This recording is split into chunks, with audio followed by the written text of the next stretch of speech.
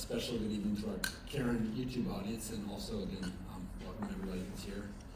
We just had an amazing sharing by patients of the Christmas narrative, and some unbelievable music, and opportunity to join in prayer on this very cold night.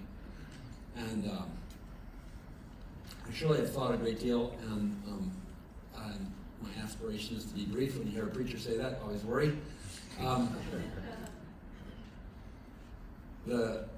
I think the bulletin indicates the word imminence, and one of my friends said, you spelled that wrong, and it's actually intentional. The spelling of the word immanence is a word I learned in seminary. It's one of these big fancy words.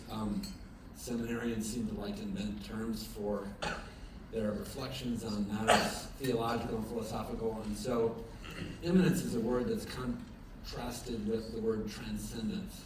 And there's a number of polarities that I learned about in my studies of matters of faith. I always like to mention that I began my early recovery identifying as an atheist. And many of you are familiar with the world of recovery and know that there's an incredible emphasis within that world on spirituality. And for some people that's correlated to some degree with religion. And I didn't know how to parse that separation.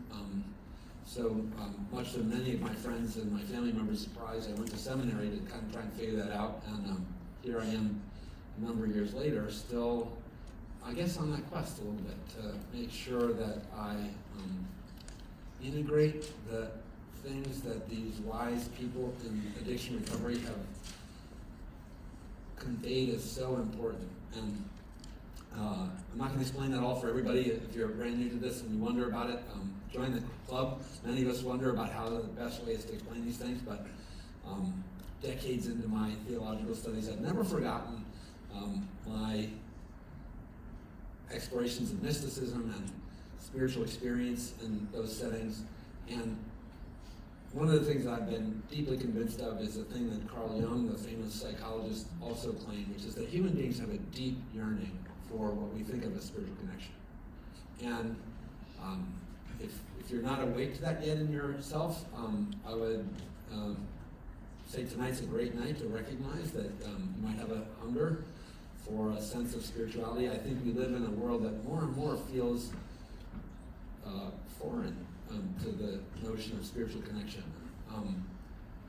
It's not that you can't find sensitivity and beauty and meaning in the world, but gosh, in the modern day news and our inundation with social media and electronics and finance and war and politics of division, I think, I don't know, it seems a harsher place than when I was a naive young man growing up.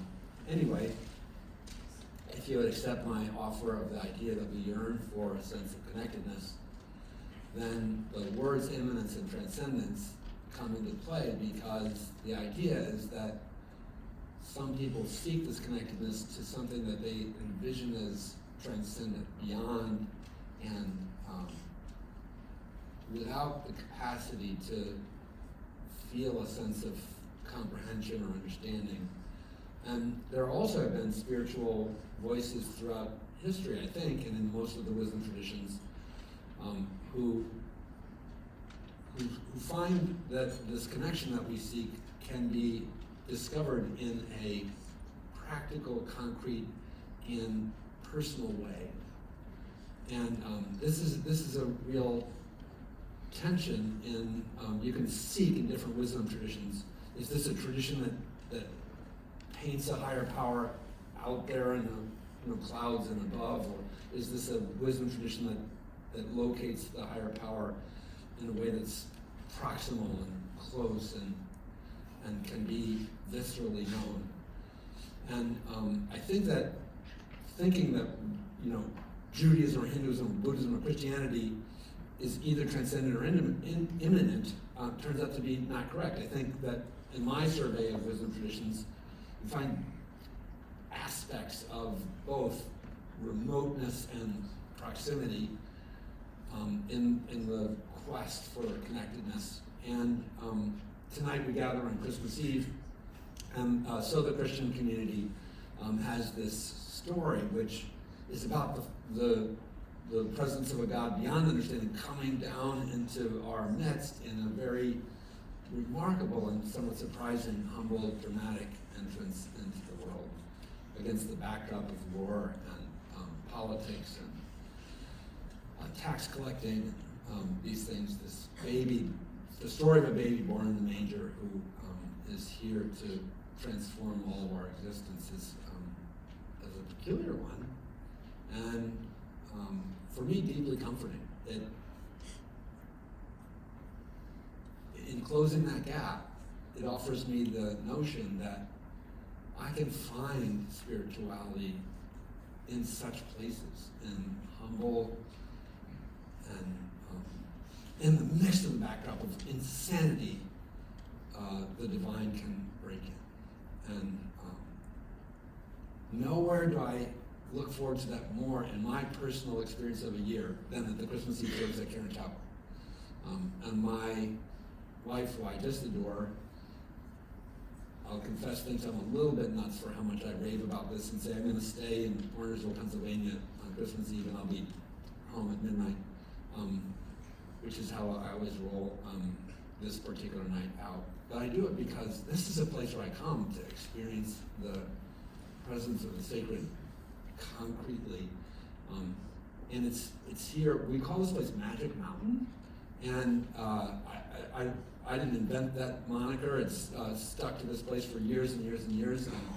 There are other stories about this place, phrases that say, "We will love you until you can love yourself," and always struck by the way this particular gathering, the chapel service, is something that people come back to year after year.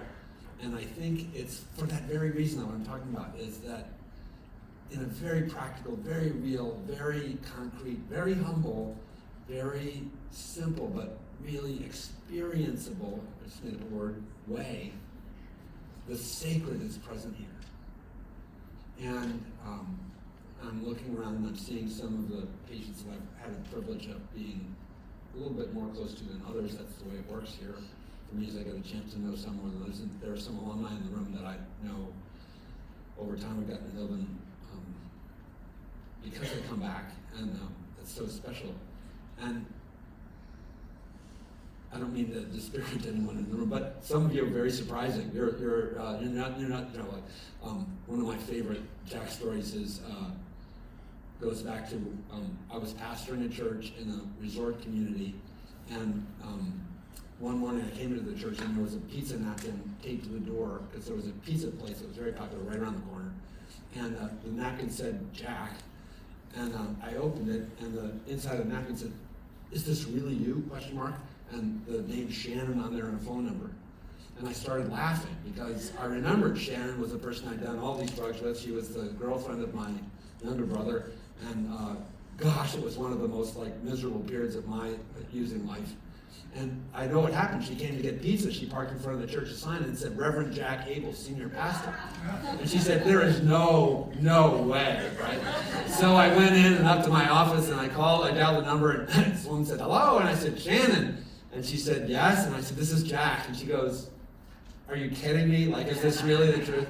And I said, and she said, "Yeah, she said, how? How?" And I said, "Well, it's a long story, but I don't know if you ever heard of 12 steps. I got sober in Alcoholics Anonymous." And she goes, wait. She said, "I just celebrated 7 years.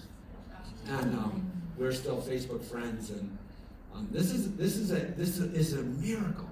What happens here is extraordinary, sacred, humble, profound, jazzy, funny, odd, and all the things that we just saw enacted, full of flourish and insanity and brilliance and beauty and tenderness, and it's weirdly, it's normal here. It is the normal thing. If you are a new patient and you think I'm out of my mind or what you just saw is crazy, welcome to the club. Because this is a place where the sacred breaks into a world against the backdrop of insanity. And I'm really glad that you came to be with us tonight. And we have a little bit more music and a practice of prayer that will help us sort of feel like we have touch the divine, and we'll close with a beautiful song. Thank you very much.